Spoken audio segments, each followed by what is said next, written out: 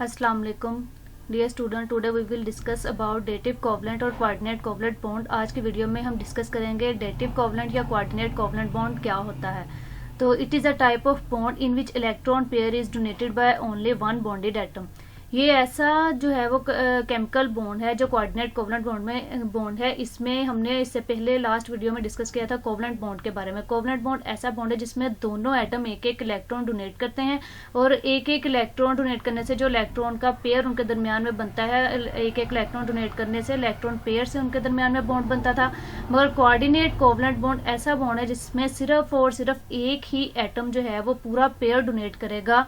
तो यही डिफरेंस है कोवलेंट बॉन्ड में कोऑर्डिनेट कोवलेंट में। कोवलेंट बॉन्ड में दोनों एटम एक एक इलेक्ट्रॉन डोनेट करते हैं तो जो है उनकी म्यूचुअल बाहमी शेयरिंग से इलेक्ट्रॉन बॉन्ड बनता है।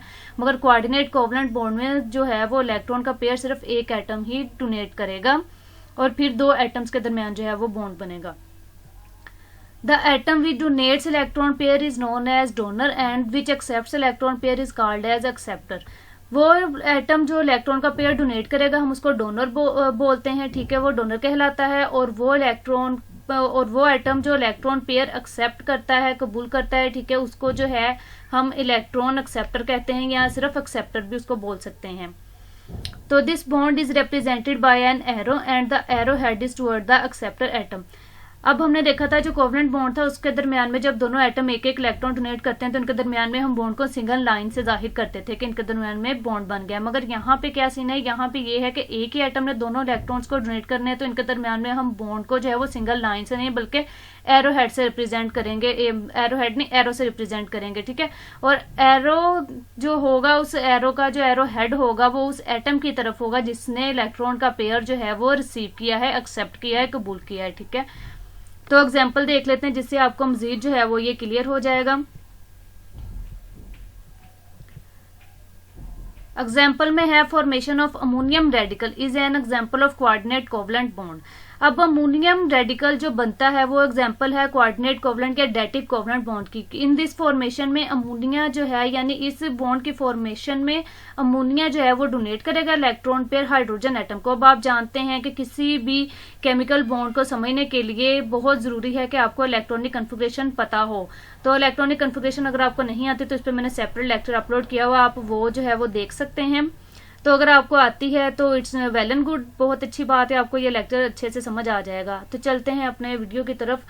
तो अपने आज का लेक्चर डिस्कस करते हैं नाइट्रोजन, ठीक है। अमोनिया में हम देख रहे हैं नाइट्रोजन, उसका एटॉमिक नंबर है 7 एटॉमिक नंबर है उसका। उसके पहले शेल में जो कि 2 इलेक्ट्रॉन ऑक्टेट रूल के अकॉर्डिंग हो तो वो स्टेबल होता है, ये बिल्कुल स्टेबल है, ये किसी किस्म की बॉन्डिंग में पार्टिसिपेट ये शेल नहीं करेगा। जो उसका सेकंड शेल है 2s2 एंड 2p3, ठीक है, ये आप देख सकते हैं 4 और 3 7 इसके इलेक्ट्रॉन पूरे हो गए। 3 अनपेयर इलेक्ट्रॉन जो हैं वो 3p ऑर्बिटल्स में होते हैं, px py और pz में।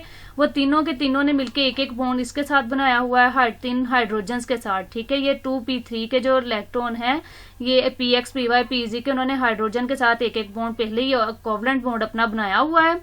तो अब देखते हैं जो 2s2 के हैं ये रेड डॉट से मैंने शो किए हैं, ये 2 इलेक्ट्रॉन्स हैं, ठीक है। आप देख रहे हैं ये पूरा पेयर है क्योंकि ये शेल जो है वो सेकंड वाला उसमें 8 इलेक्ट्रॉन्स होने चाहिए, इस वजह से इसके पास हैं 5 इलेक्ट्रॉन। अभी 2 और 3 ये शेल क्या है, इनकम्प्लीट है, ये शेल इनकम्प्लीट है, इस वजह से ये शेल जो है ये बॉन्डिंग में पार्टिसिपेट करेगा। जो इसके पी शेल के 3 इलेक्ट्रॉन्स थे वो इन हाइड्रोजन के साथ अलग से जो है वो अमोनिया के साथ बॉन्ड बनाए हुए हैं। तो जो 2 इलेक्ट्रॉन्स बच जाएंगे वो ऐसा लोन पेयर इसके ऊपर अवेलेबल हैं, ठीक है, बॉन्ड के साथ अवेलेबल हैं। वैसे तो ये जो है उसने बनाकर 3 इलेक्ट्रॉन इसमें पूरे कर लिए हैं अपने, ठीक है, ये शेल कंप्लीट हो चुका है। जो 3 हाइड्रोजन के साथ उसने कोवलेंट बॉन्ड बनाया उसमें एक एक इलेक्ट्रॉन हाइड्रोजन ने भी तो शेयर किया है ना, तो ये इसका 3 इसके साथ मिलकर ये 6 हो जाते हैं, इसमें इलेक्ट्रॉन 8 पूरे हो गए। मगर ये जो 2s2 है ये एक्स्ट्रा लोन पेयर उसके ऊपर पड़ा है, ये मजीद फर्दर जो है वो बॉन्ड बना सकता है। वैसे नॉर्मल बॉन्ड हाइड्रोजन के 3 होते हैं मगर यहाँ पे ये चौथा बॉन्ड बनाएगा। यही वजह है कि इसके 3 ये हाइड्रोजन के साथ जो बॉन्ड अमोनिया में बने हुए हैं वो कोवलेंट बॉन्ड है। जब ये चौथा बॉन्ड हाइड्रोजन के साथ बनाएगा खुद ही दोनों इलेक्ट्रॉन डोनेट करेगा। ये H के ऊपर आप देख रहे हैं पॉजिटिव चार्ज है, इसके पास कोई इलेक्ट्रॉन नहीं है, दोनों इलेक्ट्रॉन्स नाइट्रोजन ने डोनेट करने हैं। और इस यही वजह है कि ये दो इलेक्ट्रॉन इसने जब नाइट्रोजन ने डोनेट किया तो ये देखें हमने सिंगल लाइन से नहीं एरो हेड से इसको रिप्रेजेंट किया है कि ये एरो हेड ये शो करता है कि ये कोवलेंट बॉन्ड नहीं है, ये कोऑर्डिनेट कोवलेंट बॉन्ड या डेटिव कोवलेंट बॉन्ड है।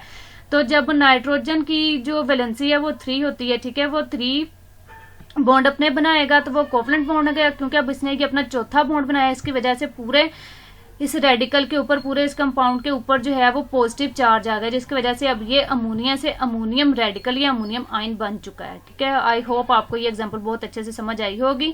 तो यही फर्क है कोवलेंट बॉन्ड में कोऑर्डिनेट कोवलेंट में कि कोवलेंट बॉन्ड को हम सिंगल लाइन से शो करते हैं, मगर कोऑर्डिनेट कोवलेंट या डेटिव कोवलेंट बॉन्ड को हम एरो हेड के साथ शो करते हैं। ये पूरा बॉन्ड इसके साथ यूं बन चुका है, जिसको हम सिंगल लाइन से नहीं बल्कि एरो हेड से शो कर रहे हैं। क्यों? क्योंकि ये नाइट्रोजन का चौथा बॉन्ड है और उसका चौथा बॉन्ड कोऑर्डिनेट कोवलेंट और डेटिव कोवलेंट बॉन्ड है। क्योंकि ये डेटिव कोवलेंट बॉन्ड इसलिए क्योंकि ये दोनों इलेक्ट्रॉन्स जो है पूरा का पूरा पेयर सिर्फ इलेक्ट्रॉन ने डोनेट किया। आप देख रहे हैं यहाँ पे हाइड्रोजन की तरफ से कुछ भी जो है वो पार्टिसिपेट नहीं किया गया, ना उसने लिया है ना, ठीक है, लिया है उसने इलेक्ट्रॉन का पेयर, मगर उसने डोनेट नहीं किया। जैसे हमने कोवलेंट बॉन्ड में पढ़ा था कि कोवलेंट बॉन्ड में दोनों एटम जो है वो एक एक इलेक्ट्रॉन डोनेट करते हैं, तो उनकी बाहमी शेयरिंग से पेयर डोनेट होके बॉन्ड बनता था। मगर यहाँ पे हाइड्रोजन सिर्फ एक्सेप्ट कर रहा है ये दो इलेक्ट्रॉन्स को, ठीक है ना, पेयर पूरा एक्सेप्ट कर रहा है ये एक, मगर इसने डोनेट नहीं किया। आगे एग्जाम्पल है अमोनिया की बोरोन ट्राईफ्लोराइड के साथ। अब यहाँ पे देखिए बोरोन, इसका एटॉमिक नंबर 5 होता है, 1s2 2s2 एंड 2p1। तो ये आप देख रहे हैं कि ये जो है 2s से एक इलेक्ट्रॉन px और py में चला जाएगा, ये इसके सेकंड शेल में 3 इलेक्ट्रॉन बन जाएंगे, ठीक है, 3 वो इलेक्ट्रॉन इसके पास और 3 इसने ये 3 फ्लोरीन्स के साथ जो है वो बॉन्ड बनाया, बिल्कुल अमोनिया की तरह ही, ठीक है। ये इसने जो है ये देखें अब क्या किया है, 3 फ्लोरीन्स के साथ इसने एक एक अपने बॉन्ड की जो शेयरिंग है वो की हुई है। तो इसके पास भी ये यहाँ पे इलेक्ट्रॉन क्या हो जाते हैं, बिल्कुल पूरे हो जाते हैं, 6 इलेक्ट्रॉन इसके पास हो जाएंगे, ठीक है। मगर अभी भी ये क्या है, इलेक्ट्रॉन डेफिशिएंट है, इसको 2 इलेक्ट्रॉन्स चाहिए, इलेक्ट्रॉन्स इसको चाहिए अपने 8 इलेक्ट्रॉन मुकम्मल करने के लिए। ये 3 इसके पास पहले हैं, 3 इसने फ्लोरीन के साथ कोवलेंट बॉन्ड बनाया तो इसके पास 6 इलेक्ट्रॉन्स हो गए। ऑक्टेट रूल के अकॉर्डिंग इसने कितने इलेक्ट्रॉन पूरे करने, इसने अपने 8 इलेक्ट्रॉन पूरे करने। वो 2 इलेक्ट्रॉन कौन डोनेट करेगा, वो 2 इलेक्ट्रॉन ये नाइट्रोजन डोनेट कर रहा है इसको, ठीक है। ये इलेक्ट्रॉन का पूरा पेयर यूं आ रहा है, ठीक है। नाइट्रोजन जो है वो बोरोन को पूरा अपना इलेक्ट्रॉन का पेयर दे रहा है, जो यहाँ पे आप देखें कोवलेंट बॉन्ड के साथ वो शो भी कर दिया किया है।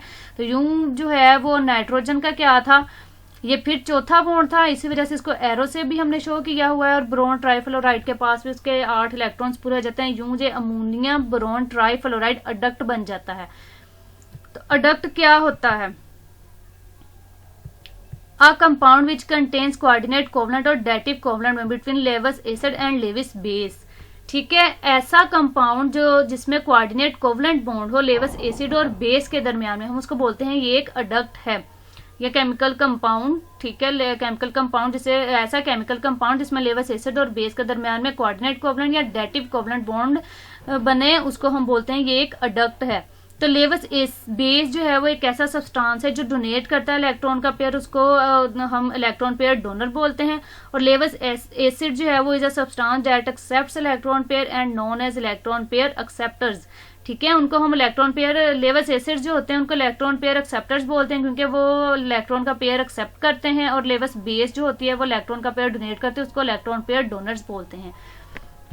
तो आई होप आपको आज का लेक्चर जो है ये बहुत अच्छे से समझ आ गया होगा। जैसे यहाँ पे जो है बोरोन ट्राईफ्लोराइड ये इलेक्ट्रॉन का पेयर एक्सेप्ट कर रहा है, ये क्या है, ये लेविस एसिड है। और ये इलेक्ट्रॉन का पेयर डोनेट कर रहा है अमोनिया, ये लेविस बेस है।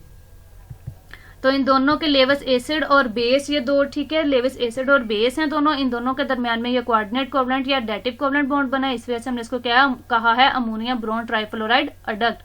आई होप आपको अडक्ट भी क्लियर हो गया होगा कि अडक्ट क्या होता है, बहुत अच्छे से आपको आज का लेक्चर समझ आया होगा। फिर भी अगर आपको आज के लेक्चर में कहीं कंफ्यूजन है, कोई बात आपको कंफ्यूज कर रही है, तो आप फील फ्री, ठीक है, आप इजीली जो है वो बिना हिचकिचाए फ्रीली आप कमेंट सेक्शन में राइट करें जो आपका क्वेश्चन है, आई विल आंसर यू।